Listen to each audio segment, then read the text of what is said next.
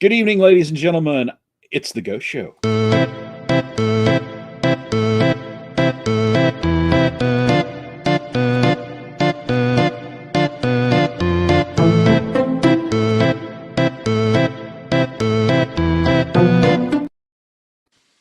Cost us 28 mil. That's why we have to crowdfund. Did you have a little upgrade in there? Well, I just never knew that a bone flute sounded like a guitar. But anyway, now I know. Well, that's the Jethro Tull album they don't like to talk about. That's from Jethro Tull's appearance on the Paul Lynde Halloween special. Nice. Everybody runs to Google. Is he kidding? Is he making this up? All righty. Well, hello, everybody. I'm Professor Christopher McGlothlin. I am blessed to be the creative pit boss of Ghost Show Press, a small but mighty voice for independent creators talking about independent and interesting cinema. And you may recognize me from such documentaries as The Exorcist Untold, the story behind the classic horror movie. But you may also know my company or my writers, Ghost Show Press, my series of books called Everyone's Gone to the Movies, which so far has given the world transgressive horror. It has given the world subversive sci-fi. And last year, fantastic flops. Oh, wait, wrong way. There you go. Now, you see, this makes a nice, tidy 1, 2, 3 set, almost as if we were numbering as we made them or something. And I'm proud to say that there will be a number 4 here. So if you're already laughing at how comically inept it is me trying to hold these books, just wait till there are 4 of them, folks. We're talking about total Jerry Lewis level physical comedy here. And part of the reason that there will be a 4th book is because of our very, very special guest tonight, Mr. Tom Paget, who is one of our super backers, who pledged more money than perhaps was sane. No, I did. To help beyond the dreams of avarice. So Tom is with us tonight to indulge in a wonderful bit of madness, exactly what we're all about here at Ghost Show Press, to talk about the great rodent movies of the 70s. So welcome, Tom. Good to have you back. Thank you so much, Professor. Glad to be back for this episode we've entitled Ratapalooza. Oh, perfect. So it's going to be a lot of fun. Alrighty. I chose these 3 movies because of the rats and because they scared the crap out of me when I was younger. Not Food of the Gods that much, but definitely Ben and Willard.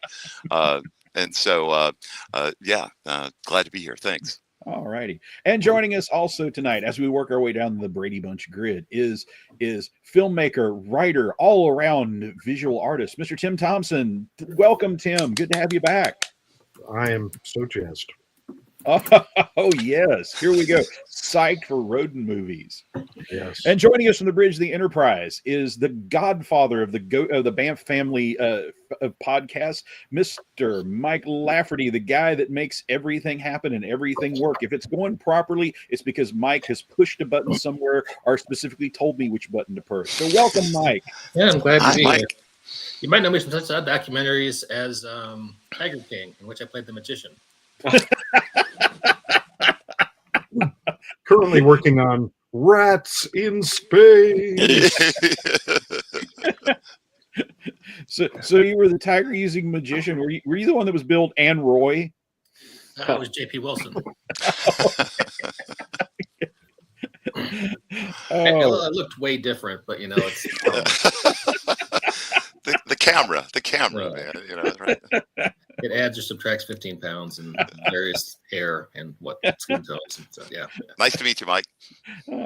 And always a pleasure to join us is the man that you may know from the inestimable page turner Cult Vegas. And if you haven't turned the pages on Cult Vegas, go order a copy as soon as we're done. You may remember him from his many years covering the Las Vegas entertainment scene. And I suspect hunting vampires on the side, although he will neither confirm or deny that. Or you may have just turned on to his latest work, the wonderful, wonderful comic book series, Drive-In Kings of 1977, whose heart is certainly in rodent cinema. Mr. Mike Weatherford, welcome back, Mike. Hey, thanks, man. Anytime to talk rats, I'm there. Boy, I just nailed it, didn't I, on the cultural zeitgeist of you guys about rodents. the things that people will respond to that you used to think were your own unique private obsessions, and now here you go. We got a studio full of people here to talk about this. This is amazing. All righty. Well, now, bringing order to this chaos, Tim, you actually seem to have a rational plan for working our way through this genre. So share with us, where should we begin here? Well, I was suggesting that we kind of approach things chronologically here, so we can chart America's fascination and fear as it grew through the era we call the Me Decade. Ooh, yes. The 70s, guys, was a very strange time. Remember? Barely, but yeah. It was Coming a time out of bike riding and movies and comic books and allowance and just carefree. Except then I started high school. Oh. Well, when I dug into this, it just struck me that I suggested really to start with Willard, because it seems to have set off a fuse that just burned for the next 10 years. We could spend 3 hours talking about all the animal-related movies that it seems to have engendered. Maybe not directly, but certainly as part of the feeling of the decade. I was surprised to reacquaint myself with just how popular Willard was when it came out. It was huge. Oh, yeah. Oh, yeah. And go ahead. Yeah, well, interestingly enough, when I was going through the various movie reviews, they were astoundingly good. I mean, I didn't realize, except for Ebert, of course, but well, and Vincent can be, but I'll get back to that one. Right. It was huge. I was just saying before the curtain went up here that it turns out, and I didn't really realize it, it captured the imagination of America in a fantastically lucrative way, I guess. As far as movies goes, it was like everything that anybody talked about. It was Exorcist level until it was actually eclipsed by The Exorcist itself. Yeah, Tom, I appreciate you. I appreciate you making me watch it again the other night. I know. It seemed like it always ran on TV as a young teen, CBS late movie, that kind of thing. But I hadn't seen it again through these old, tired eyes in decades. And it's low budget, but it's not cheap. It's like, it has the known actors in it, and the production values are pretty good. And that kind of surprised me. I'm not sure why. Well, and you and me both. I haven't seen him in a million years, but it was like visiting an old friend, that kind of thing, and remembering it and walking through it. It was just crazy. And then Bad Ben on top of it, and then that song, and then of course Food of the Gods, which is just craziness personified.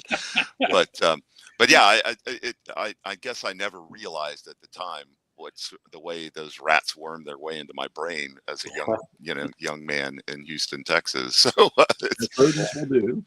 as they will do, and I do recall, and this is perhaps a bit of a confession, but around that time we were having a rat problem at our house, and so the little bastards, I could sit up at night and watch them run across the cable that connected us to the thing. Anyway, and then they would play racquetball in the attic and stuff like that. We did finally resolve that issue, but these are very Henson-esque rats. Yeah. Well, they weren't playing drums or anything, but they're actually kind of walking cute, like Egyptians. But I was struck by how cute they were. Actually, I guess I've never been afraid of rats, but this was what the Vincent Canby thing was about. He wrote, and I thought this was funny, he called it a dull movie of no major consequence, by the way. And he said that the rats were no more scary than fat-friendly hamsters, except for in one or two shots where they're seen by the hundreds, and that's frightening. But the hundreds of anything are frightening, even Bishop. Even fish? Well, that's kind of well, I mean, Bishop. Unless they're piranhas. Right? The young John Sayles read that review. He said bishops. Bishops. Oh, well, that scares okay. the hell out of me. I'm sorry. You put a bunch of bishops together, you got a bunch of religion coming down the pike, right? It seems like I thought that was analogy. a fascinating quote. Oh gosh.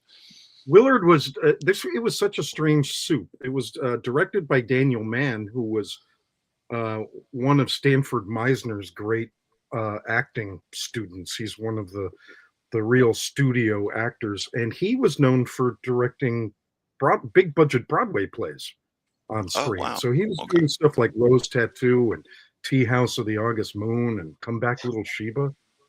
But then he directed Our Man Flint. What a great series. and then apparently got resigned to the Rat Zone. The guy who wrote the script for this was Gilbert Ralston. He wrote it based on an Irish author's book, The Rat Man's Notebooks. He helped create Wild West. Really? Huh. Yeah. And he also wrote Who Mourns for Adonis for the original Star Trek.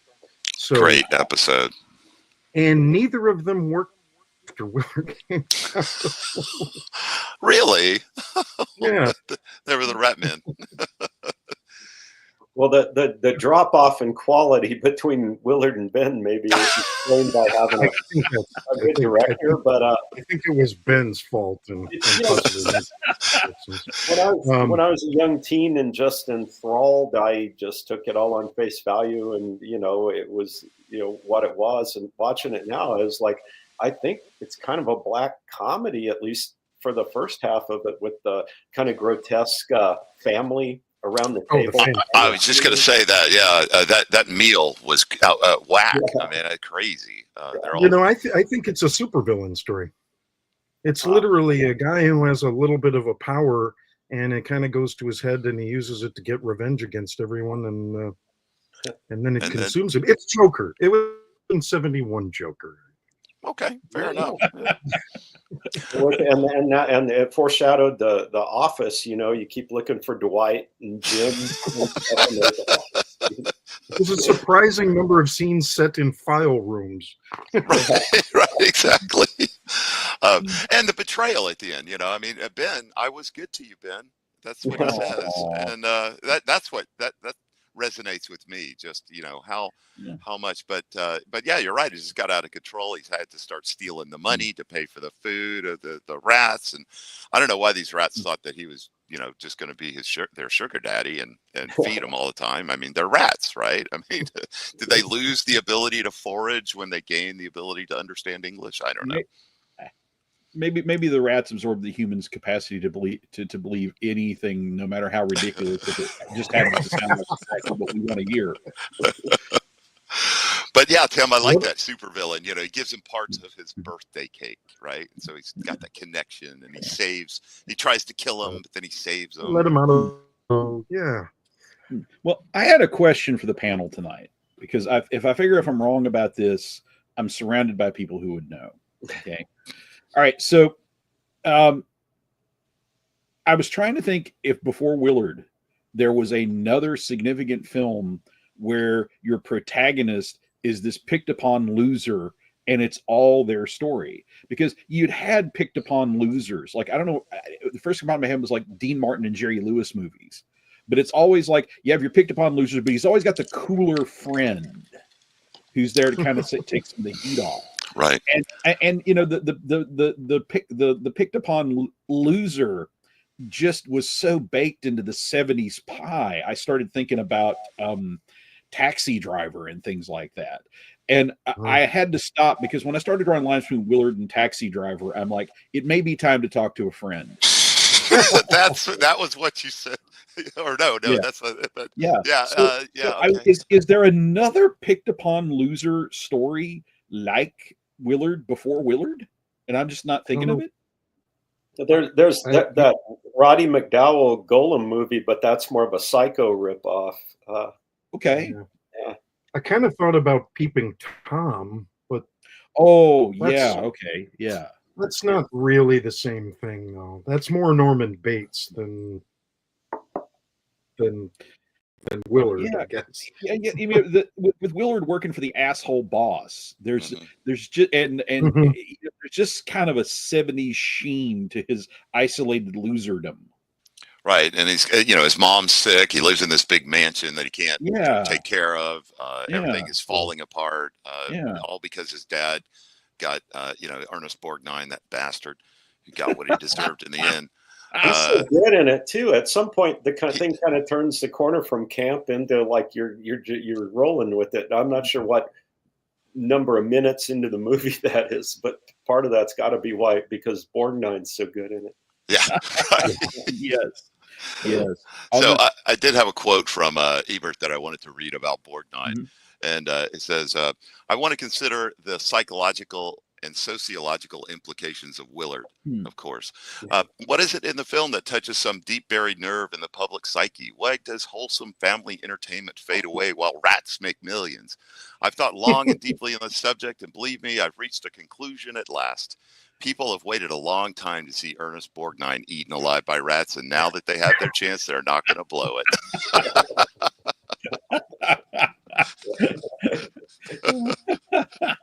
This was one of the first movies, and I don't know if Poseidon Adventure or Devil's Reign was too, but by the time we got a little more sarcastic in high school, we picked up on the thing that in the credits that his character name would be in a little box. And so we said, like, someday we want to go to film school and make a movie, and it'll have and Ernest Borgnine as Chip.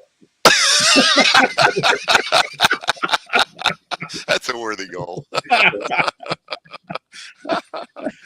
Oh gosh. Can I throw in a weird random Ernest Borgnine story? Yeah. For many years, I labored in the salt mines of tabletop role-playing games, and got to work many a convention booth, and was best friends with this one particular company's art director. So I happened to be there for a lot of the times when like people would come by with like art portfolios for him to review, and got to see some really good ones, some really bad ones. But the one I will never forget was a guy had done a mock-up cover for a book that didn't exist and for a game that didn't exist, and it was basically multiversal Ernest Borgnine, role-playing in the world of Ernest Borgnine. And it was this montage cover of like, Marty, Ernest Borgnine, Poseidon Adventure, Airwolf, Ernest Borgnine.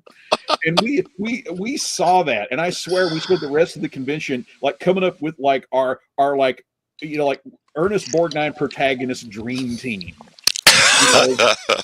Like the virtue, like the pluses and minuses of Ernest Borgnine from the Wild Bunch versus Ernest Borgnine from Airwolf. So yeah, I lost. I was the art director. I lost track of this guy, but I hope he's making $1 billion drawing something. That's great. A role-playing game where everyone plays Ernest Borgnine. I'm digging it already. Yeah, I was kind of a rogue element. I wanted to be Quentin McHale from McHale's Navy. Right. But there you go. All those options would theoretically be there for you in the game. Right. Oh wow. Mike, would you publish that? Yes. I should find this guy and call him then. I'll play test it. Chris, the biggest hit this year was Cocaine Owlbear. And I made a not insignificant amount of change this year on Cocaine Owlbear. So yeah, I don't have standards, sir. Please put me in touch with me. I'll make it happen. Oh gosh. And it looks like the rat ears are on your head. That's perfect. Yes. Oh, nice. Yeah, there we go. Oh, great. Is that the original poster? Yeah. Oh yeah. Okay. Well, artist rendition over here. Okay. Police composite sketch of the killer. I think I need to work a little harder. Maybe not quit my day job to become an artist. Gosh. Well, that kind of gets to the heart of the matter when they had to do a sequel right away of Willard, but they closed off all the doors really, so the sequel doesn't have any of the characters return except the rat, of Ben. course. Right. And you might as well pair him with a cute autistic magical kid. Aww. The marionette maker. I hate to interrupt, but before we leave Willard behind, I want to share one quote real quickly. This from the amazing Bruce Davidson commentary track on the Willard Blu-ray. The moderator asked him if he had any Elsa Lanchester stories. And and the first thing that popped in mind was there was a scene where the director was telling him to go big in a scene where he thought he should stay low. And he said Elsa Lanchester pulled him aside, and I transcribed this verbatim off the track. Lanchester gave him this advice: whenever a director tries to sell you a load of codswallop, smile, say thank you very much. I'll try to incorporate that into my performance, and then do whatever the hell you want. Nice. So that just seemed like good life advice for me. So I want to slip that in. And please go ahead, Ben. Go ahead, Tim. I think Mammoth says that too. Well, I mean, you reminded me of Elsa Lanchester, because the thing that scared me the most about Willard is the woman that plays her character's sister. Oh yeah. She's awesome. And I have no idea who she is or if she's ever done anything ever again. Well, did the internet fail us in telling us who she was? I don't think she really shows up anywhere. She may not be accredited or something, huh? Yeah. We'll just leave that as a mystery for the next generation. Somebody can look that up if they want. Yeah. Get the Googling out there, audience, now, and type it up in our chat. I get an overall sense the panel seems to be kind of down on Ben versus. And you know what? I'm not here to defend Ben as a lost classic, but I will say this much for all that it's got going against it. There's a moment at the end where the police are down in the sewers trying to fight the rat army with varying degrees of success. And the film starts to get like a serious Night of the Living Dead, like Crazy's vibe. Oh yeah. Oh no, it turns into them. Yeah. Oh yeah. Right. Yeah. Right. and it gets good for like 2 or 3 minutes, and like every time I see that, I'm like, if they had only made this movie, right. I still want to see this film more than Lee Harcourt Montgomery whining about his little kid problems. There's a reason I'm not a parent, and it's probably Ben. Well, you do have to think about the trauma. Oh, sorry. I was just going to say, tonally, it's so strange. It starts off as 5,000 Fingers of Dr. T, but then it turns into them. And did you guys notice that that the director loves this stuff? Mm-hmm. There are like at least 5 times in the movie where there's a pan of a slack-jawed group of people doing nothing for like 20 seconds. That opening shot was sort of art film. Yeah. Yeah. right. Yeah, that is weird. I didn't even notice that until you. That opening shot of all the people looking at the house is sort of art film. It's like it goes on so long. Yeah, I don't think there's any repeats later. Is it just they didn't film enough, or they had extra time, or something? I don't know. The guy who directed the guy who wrote Willard wrote Ben, so we know there's some continuity there. The guy who directed this was a guy named Phil Carlson. He didn't have the novel. Right. Known to making the most violent westerns and noirs that Hollywood would let him do in the 40s and 50s. And then he directed. Okay, so you remember the director of Willard directed Flint. Mm-hmm. This guy directed the 1st and 4th Matt Helm movies. Oh, what a connection! And those are also great too. But how interesting. So it's like you had to fail at making James Bond ripoffs to end up doing a rat movie. I don't know where a special kind of Hollywood exile. The pipeline. The spider rat pipeline. Spider rat pipeline. I think we're onto something here. There's some sort of dissertation involved there. So are we gonna put out there that the slack-jawed crowd scenes were like him prepping for his Cahiers du Cinema interview? Like, yes, that represents the unknowing masses. It was him It was him chafing because the song was originally written and they wanted Donny Osmond to do it. No, but Donny Osmond refused to do it, and so it ended up in the hands of a 12-year-old kid from the Jacksons, which made no sense. Right. And then skyrocketed. Right. The kid from the Jacksons is watching the movie where this kid lives in this Wonderland shed full of puppets and magic. Oh no. You don't think the song really outlived the movie. Tim.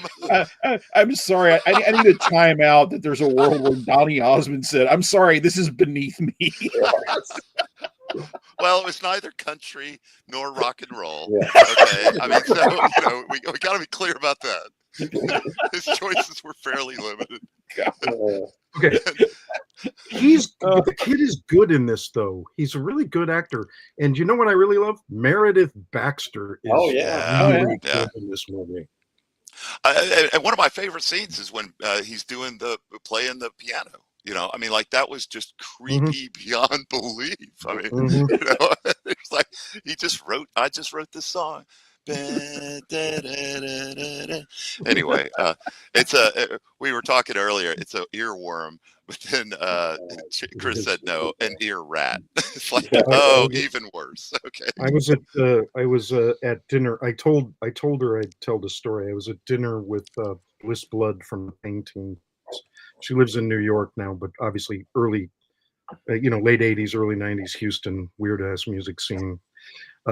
She moved to New York, and she was explaining that at one point, late 90s or early 2000s, she was waiting in the subway, and she said the subways are all clean when you get down from the stairs, but as you get further and further to the edges of the subway stations is where the trash piles up.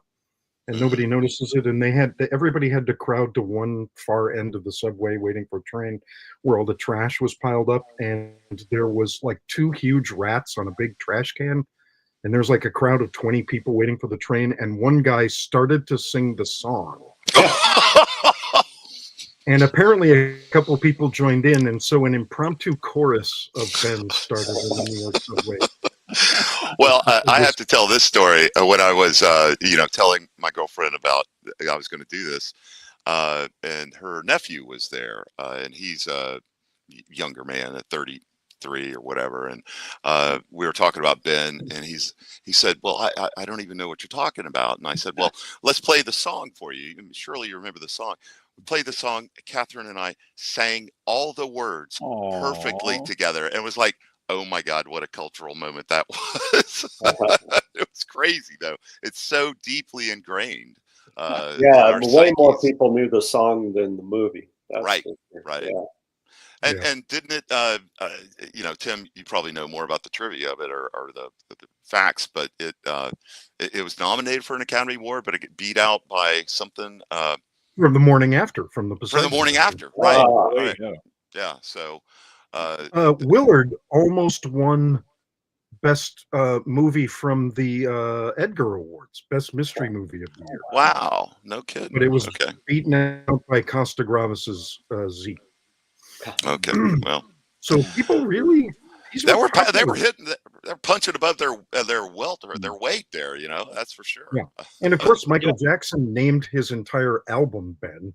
Right. After either the rat or his ability to sing the song about the rat. I'm not. Can I tell you my favorite bit of Ben and Michael Jackson related trivia? Mm-hmm. Did any of y'all ever suffer through, even for ironic reasons like I did, the 4 to 6 hour TV movie that the Jacksons made about themselves?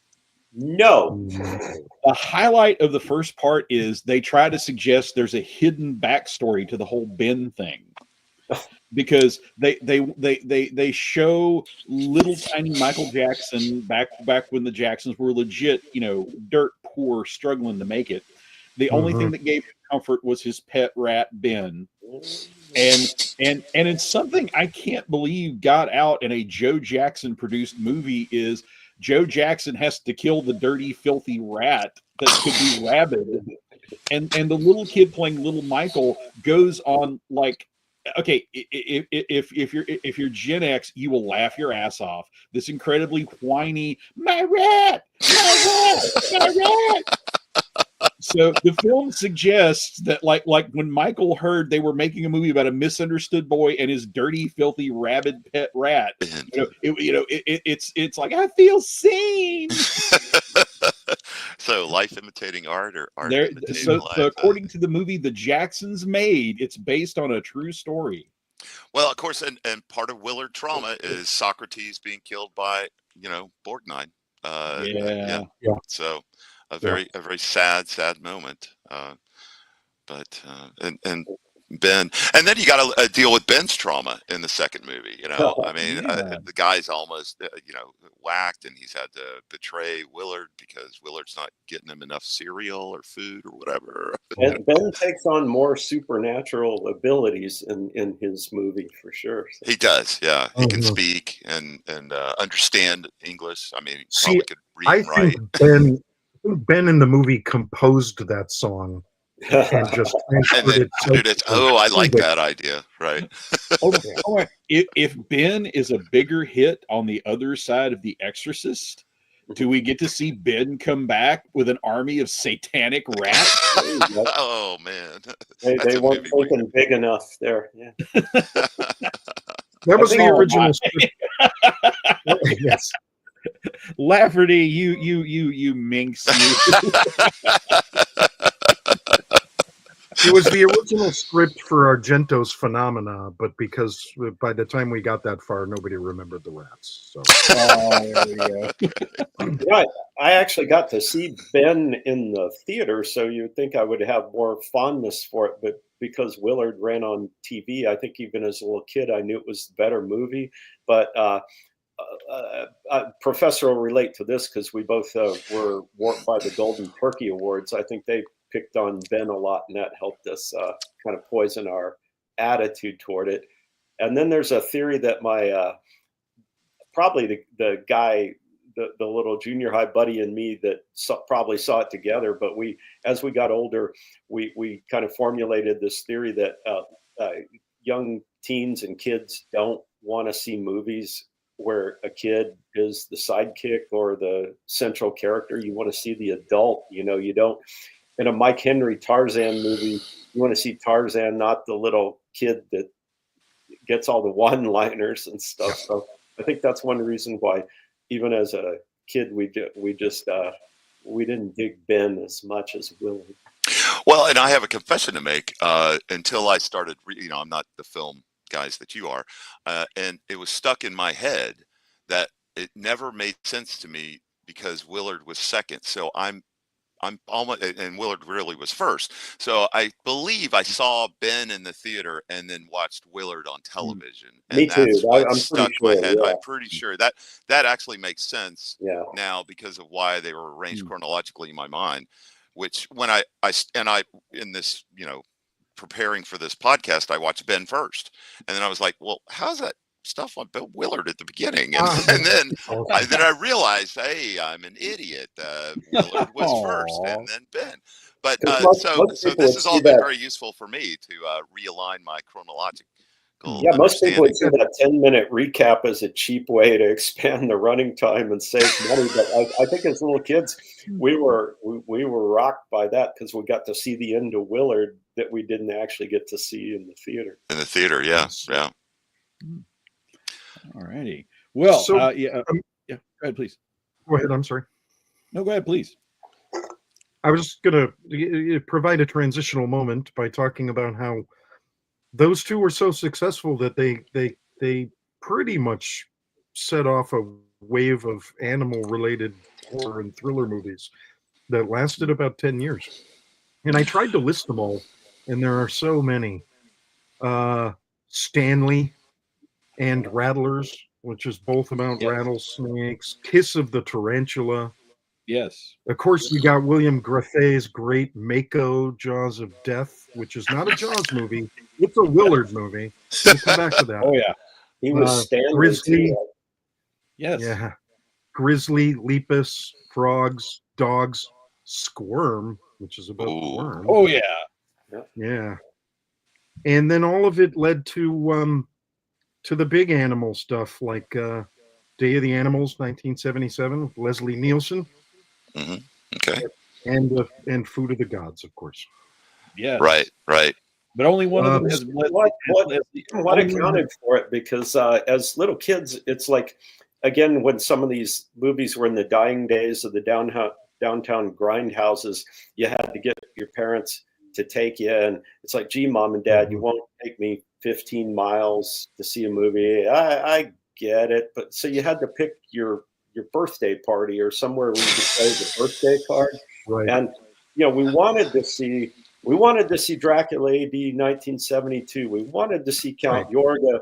We wanted to see Dr. Fives. But it always seemed like when the birthday came up or the opportunity came, that it was frogs or sand. and at the time, we were like, well, we'll take what we can get. We're little kids. But now you kind of wonder why it was all these nature gone wrong movies. Well, you slot them into two categories. One, you got your psychic losers.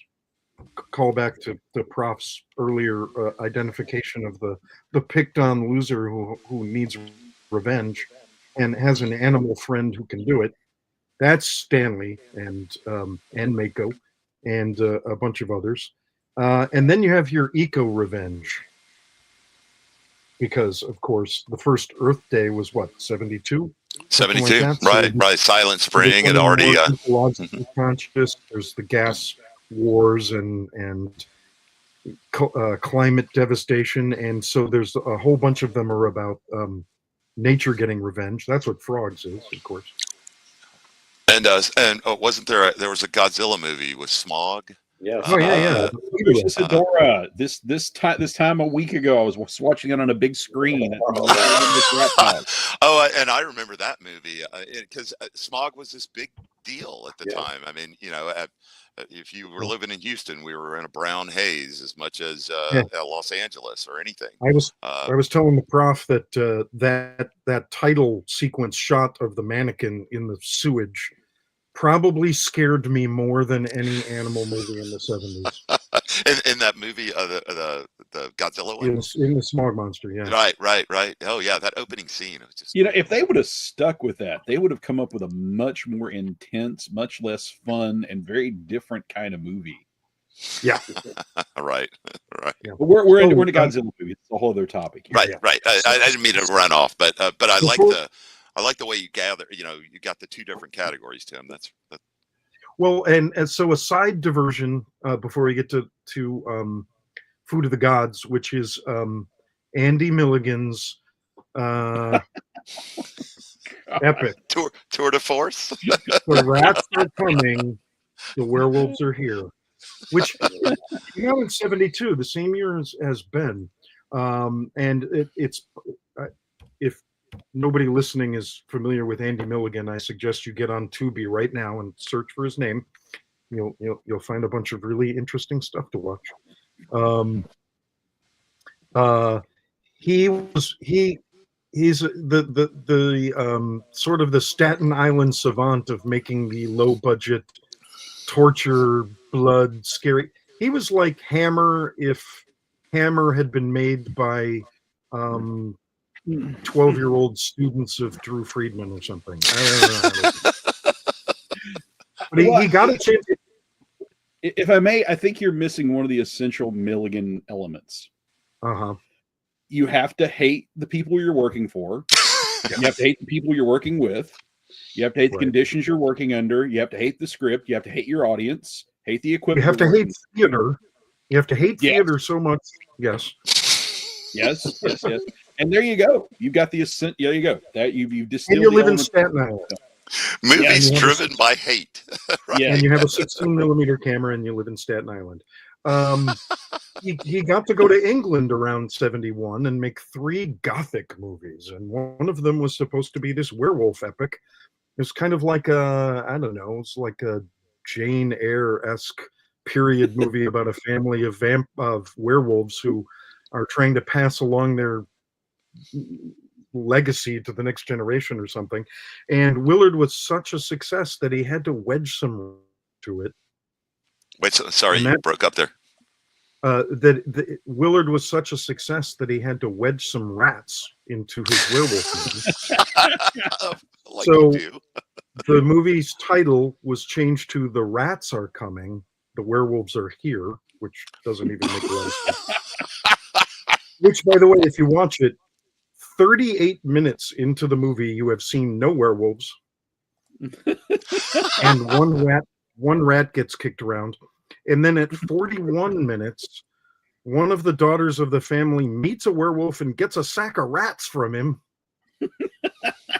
to take back home. And by 46 minutes, she's taken the rats back to the werewolf guy, Mr. Macabre, and killed him. And that's the end of the rats. With the bag of rats? With the bag of rats. I mean, did she hit him with them or release them? Or I don't think the mechanics really all that important. Just curious. I haven't seen this one, and I want to be prepared. I don't want to be scared by the bag of rats. There is no preparing you for it. Anyway, it was just funny that it was so important to get rats in because of Willard that's the ripples that went through what's served as the horror community of the day. I don't know. I was working my way through the delightful Severin Films Andy Milligan career retrospective, and my dear, wonderful, beautiful wife popped into the living room, and while I was making my way through this, and she goes, "Oh, are you watching movies again?" And I had to go, "Kinda." I hate them. But yeah, I'm watching them. Yeah. Name one filmmaker that gives Ron Ormond a run for his money. Let's in what regards? I put those two together in my head a lot because they were just like so grab what you can get. Yeah, but you know, Ormond had like all these wild connections to like Ed Wood and the John Calvert, the famed musician, and you know, I mean, you know, like apparently like June Ormond lived to be 95, still mad at Ed Wood for money that he borrowed and never paid back, like 20 years after Ed is underground. So, you know, but Milligan was this, you know, militantly alone misanthrope, you know, doing his own thing, you know, and honest, and you know, there are some, once the Ormonds got Jesus, you know, whether you agree with their message or not, it's sincere, and they seem to be enjoying it. So, you know, it's a lot different vibe than a Milligan film. I'm watching those right now. They're on Movie, and they're difficult to watch right now. Okay. Oh, I'm sorry. Footman Tire. What will horses do? I could watch. You could wake me up in the middle of the night. I would watch that and laugh my ass off, and then go listen to Negative Land for like a week. Yes. Oh, we're off topic. I'm sorry. Yes. That's all right. Yes. Are we ready for food? Food of the gods. Food of the gods. We ever ready for food of the gods. That's right. Can I tell you one night of the, if we're going chronology, can I do my one Night of the Lepus story? Of course. Yeah. Okay. So there's a scene in Night of the Lepus where you get to see DeForest Kelley, Dr. Leonard Bones McCoy himself, in the film that convinced him not to do anything other than Star Wars films, literally for the rest of his life. Star Trek. Yes. He's in a film. He's in a scene with a guy playing the sheriff, who seemed kind of familiar to me. And then finally I put it together. It's character actor Paul Fix, who was the second Doctor on Star Trek in the second pilot, where no one has gone before, who was fired to make room for DeForest Kelley. And I've often wondered, did he spend that whole shoot seeing that D had this whole other life of going to conventions and having fans adulate him? Whereas, you know, Paul Fix, you know, was probably in the middle of the 80s. I was the Doctor on Star Trek once. Sure you were, pal. Right. You're gonna pay your tab. Right. The only time you saw that was at the conventions on the right. Was there a cut scene where like Fix just lost it and like went after DeKelly and started strangling him? You ruined my life. You know, Chris, Just something I've always wondered. I went to a science fiction convention in the late 1980s in Indianapolis, and the guest of honor was Brent Spiner's hand model. So I'm pretty sure this guy could have hit the convention circuit if he wanted to. The bar wasn't high. He was a hand model. Anything wow. I used to snicker at Lebowski Fest, bringing in like the guy that was Saddam Hussein at the bowling alley sequence. Wow. Hey man, you gotta milk it. You gotta milk it, man. You know, it's like...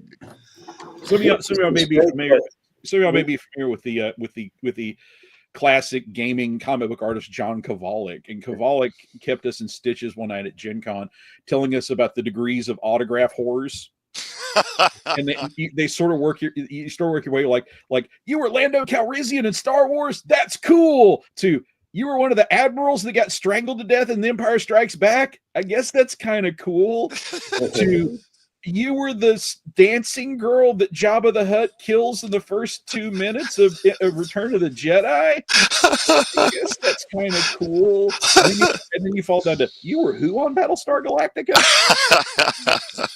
Yeah, exactly. And there's actually a lower one, but that's a whole other story. So yeah, hand model. The hand model. Yeah, there you go. Right, there you go. My cubicle mate had a autograph photo from something of the guy who played Bub the Zombie in Day of the Dead, and I guess that's pretty high up the ladder now.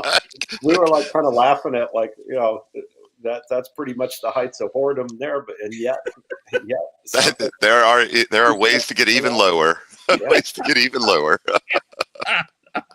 Wow. Okay. Well, hey, great time talking about Marjoe Gortner and Food of the Gods. Oh, yeah. So I chose that movie, you know, even though it's a little bit different, but when I added those three together, and then Tim pointed out that I had actually been kind of a genius about stringing these three together because he had all these connections with them, but mostly I just loved it. You know, I think I saw it multiple times. It was so campy and so fun. I was wondering, and I should have Googled this before, did they ever do a Mystery Science Theater 3000? They have not riffed any of those yet, which is a shame because they've done other stuff in this vein, like they've riffed Night of the Lepus but no, nothing on. It just seemed perfectly rife for that, you know. You know, from the plaid shirts in the 70s and the breaking of the axle and the pregnant woman, because you know, because you're always when you're 9. Any film where you see starring Marjoe Gortner is just asking to get riffed. right. Especially when he waxes poetical. It's way better than I remembered it was. That's what I'm saying. Right. As far as cheesy movies are concerned, it's really sincere and it's not badly acted, and the compositing work in it is pretty good. I mean, the models and the matte paintings, I was pretty amazed. I mean, when I think of Bert I. Gordon, I think of the beginning of the end, and I just think of how terrible it looks. And did you get this? I never got, but Bert I. Gordon back in 1965 made Village of the Giants with the young, yes, indeed, Ron Howard. That is also a Food of the Gods movie. Right. I saw that today when I was looking up, which is crazy. Yeah. Although they called it Goo. And that's all. Right. And it was man. Well, in the story, it's man-made. H.G. Wells, and it's in England. In H.G. Wells, there's no explanation for it, actually. Oh, okay. Well, then it's handmade somewhere maybe in the Village of the Giants. It's handmade. Maybe, and it just comes bubbling out of the ground like a bubbling crude in Food of the Gods. Apparently, in Village, it's little Ron Howard genius who creates. Okay. Yeah, there you go. Man, I love Ida Lupino in this. She's good. Yeah. She's like, don't go to the barn to get off the set, though. Big chickens are in there. right. What big chickens you have? Yes. And I do always, you know, I kind of also, I'm a big H.P. Lovecraft guy, and so it kind of strikes me a little bit like, you know, The Color of Space, where they start experimenting with this something that they just can't explain, and how it, you know, begins to morph beyond that. Now, of course, H.P. Lovecraft, they don't end well. This one actually has an ending, but yeah, I loved it. Well, yeah, that kid at the end drinking the milk. Well, right. But I mean, the stuff going on, you're going to take an open. When their buddy dies, the quote from that was just phenomenal. Most guys who play pro ball, they get racked up every once in a while. Says, but not Joe. Not old Joe. 7 years in the major leagues, and he never got carried off the field even once. And then this had to happen to him. It really makes you think. Of course, he'd been stung to death by wasps. It really makes you think about what. Can I throw in one? Can I throw something on that aspect of the film? Okay. I'm proud that I wander through several different nerddoms, including pro football. And it just kills me that at the beginning of the movie, Marjo Gortner is telling you about how him and his buddy are star players on a team getting ready it's the week before an NFL playoff game. And the coach tells them, just go off in the middle of nowhere, go hunting with loaded guns and live ammo. And whenever you feel like coming back and prepping for the playoff game, NBD. Right. No big. Just come on back. They look like they'd be lucky to be in Canadian football, Right. Maybe that's what it is, because that's where it was filmed. But it is a Canadian field, but they don't specify that it's not the NFL. Right. It's so funny for me that for an NFL fan, the giant mutated rats are easier to buy than the setup for the movie. Yeah. A weird freeze frame. I thought the streaming was glitching during the credits when the football would freeze frame. Right. Yes. Now, sorry. It was the 70s. Yeah, right. There was a lot more relaxed attitude towards national sports back then. We're talking about, slapshot era. Both from the players and the fans. Guys got to go burn off some energy, Tom landed on the exact scene in my partial rewatch, because I did not get the opportunity to finish. But that scene when they're going back on the ferry and it's supposed to be all that heart to heart, from the time I was 15 years old, this movie's always been a big disappointment. But we didn't really remember how Ed Wood the dialogue was, and just how that kind of weird non sequitur dialogue that these actors are struggling. They're in the house being bombarded by the rats, and they're trying to figure out what to do. And I don't remember the name of the actress, the young love interest. She turns, Pamela Franklin. I just, this may sound strange, but I want you to make love to me. It's like, who has time for this right now? Could we rain check this? I mean, that did become the lead of the Tulsa World movie review. That the guy did use that as the lead. So, I sent that to the professor. I'll send it to you. Great. Please do. Now, I promised our guest, Tom Padgett, the guy who made this wonderful night possible, I would share with him the weirdest possible food of the gods fact I could find. And here you go, the springboard you never thought you would take. The Star Wars holiday special. Oh, yeah. If you haven't seen it, you've heard about it. You may have even seen the clip where B. Arthur is running the alien cantina and brings down the house with a big show-stopping solo number. Well, I did not realize this until I saw the documentary on the Star Wars Holiday Special. But if you look in the background of the bar, they were running short on actual Star Wars creatures. Oh no! But they had access to all the other things that Rick Baker and company had made for the movie, and somebody found one of the leftover rats from Food of the Gods. Oh no! So I mean, it's one of those things that now that I've seen it, I can't ever. I mean, I notice it every single time I watch. If you have occasion, if you're watching the riff tracks or whatever of the Star Wars Holiday Special, you're not distracted by B. Arthur's charisma and pipes. Keep an eye on the back of the casino, and clear as day, there's one of the Food of the Gods rats in the Star Wars Holiday Special. So, riffing on that, one of they were children, in these rat costumes, and one of the kids was the director's son. Right. I was gonna say that sounds like the kind of thing you can tell a therapist someday. That's right. Right. Rick My Baker dad was used to shove me in rat costumes. Rick Baker was uncredited in this movie for some reason. He is not listed. Officially, the rats were built by Tom Fisher and John Thomas, and most of the gore effects, I love this, were done by Tom Berman of Berman Studios, who is really one of the unsung heroes of the entire 70s and 80s. This guy went from being an intern on Planet of the Apes, went all the way through Phantom of the Paradise, and all the way up to Scrooged, and was just an amazing makeup guy. And he wrote and directed a movie that I'm dying to talk about or write about for the prof, called Meet the Hollowheads, which I'm gonna figure out a way to wedge into this thing sometime. But he also used those rat costumes for different things throughout the years.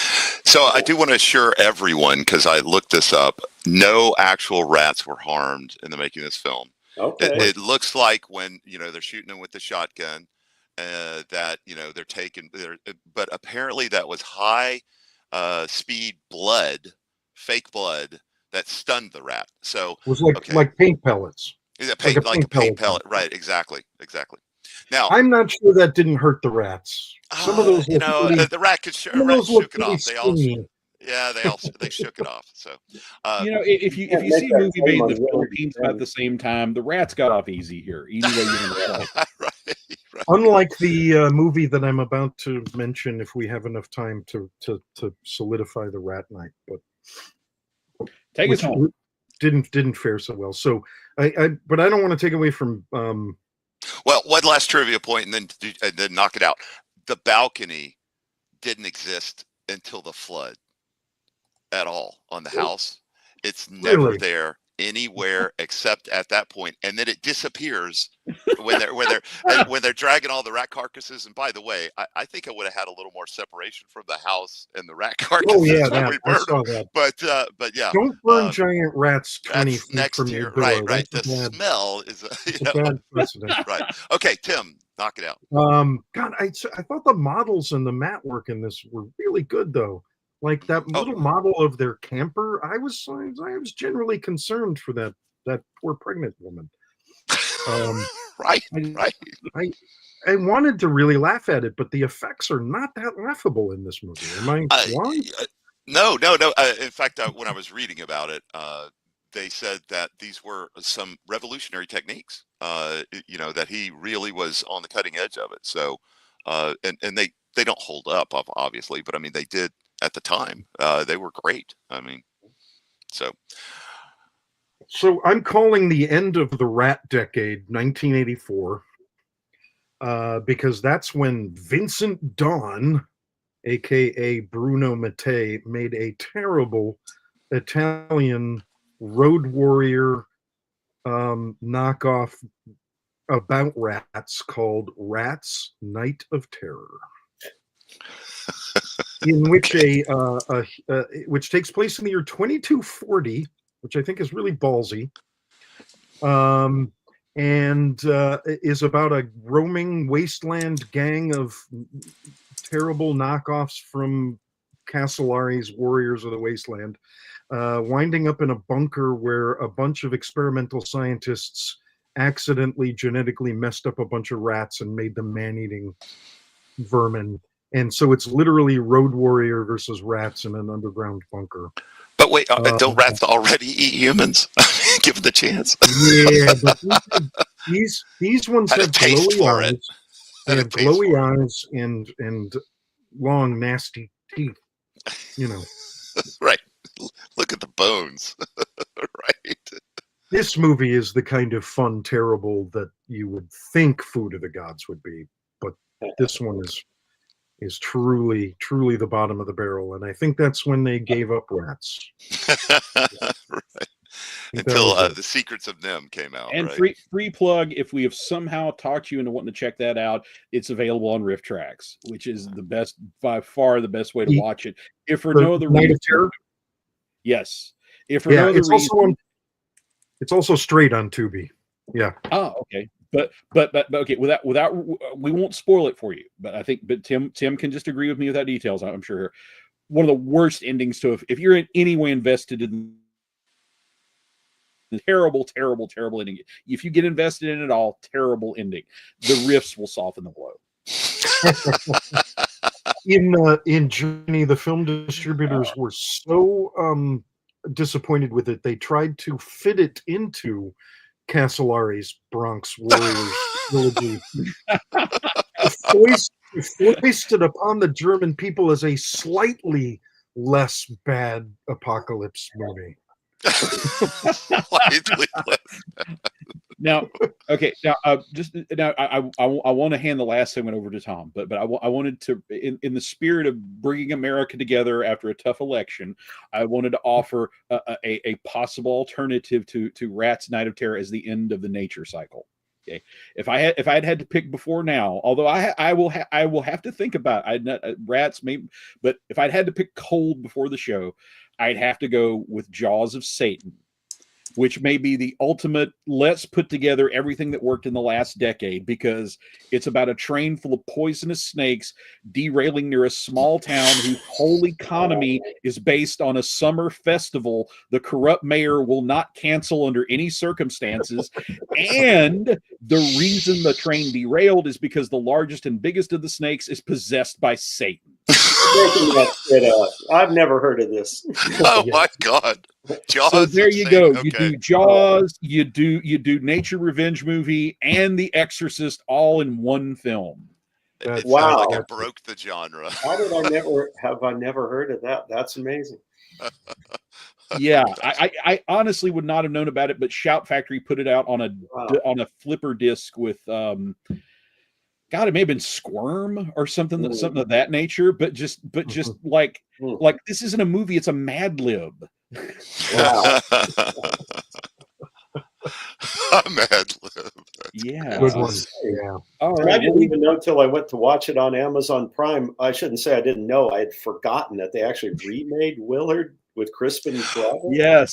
And unfortunately, I was going to try and make it all the way through this podcast without talking about that one. We agreed to not talk about that. We agreed to not talk about it because, I mean, how do you make a movie that, that's creepy? It has no impact. I mean, no. That was kind of Mandela effect. I think I remembered that it came out, but I was really surprised when the little rectangle on Amazon Prime. I was like, "Wait, what?" Crispin Glover re-recorded the song. He re-recorded the song.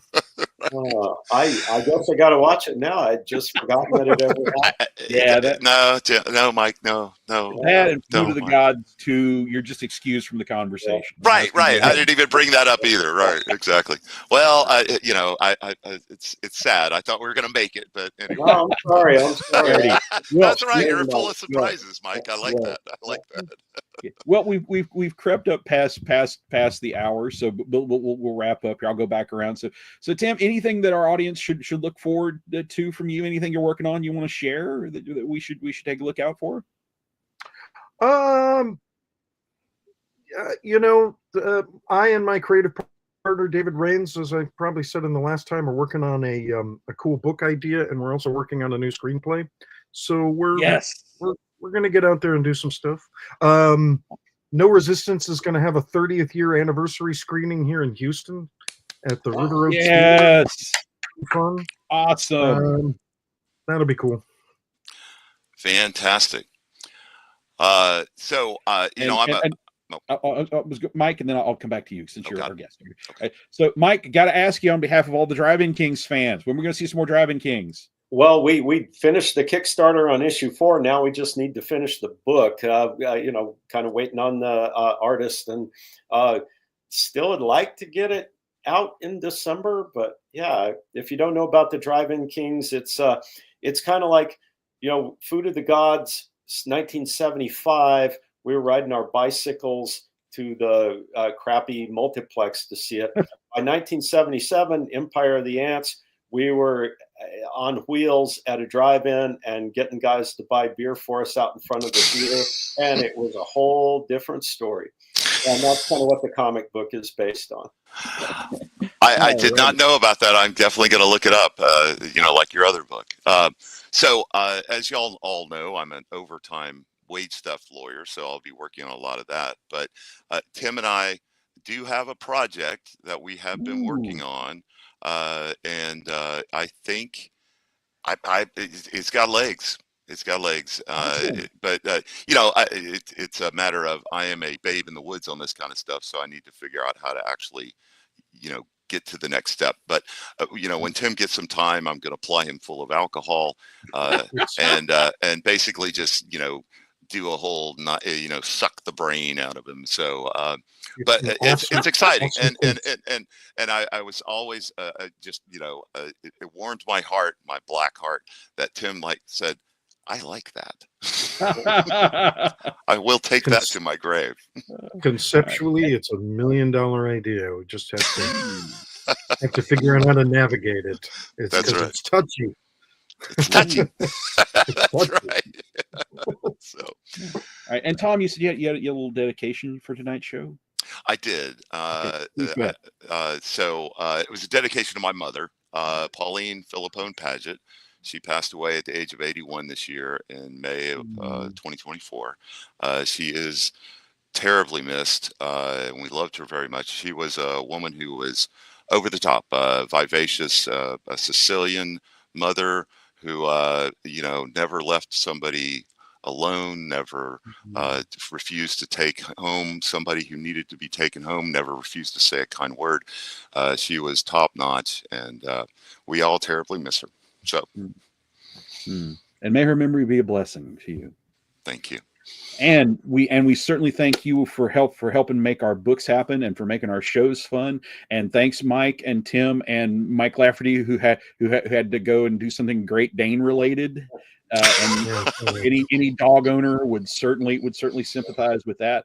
And I remind everybody that we'll be back next Sunday at 8:00 Eastern time with another Super Backer podcast. And our longtime friend Sean Vieira is going to be with us, and we're going to be doing horror musicals. And no worries, I'm not going to sing, so you can listen safely. All righty. But thanks to Tom, Mike, Tim, and Mike, and all of y'all for tuning in. And until then, until next time, I'm Professor McGee, and this has been The Ghost Show.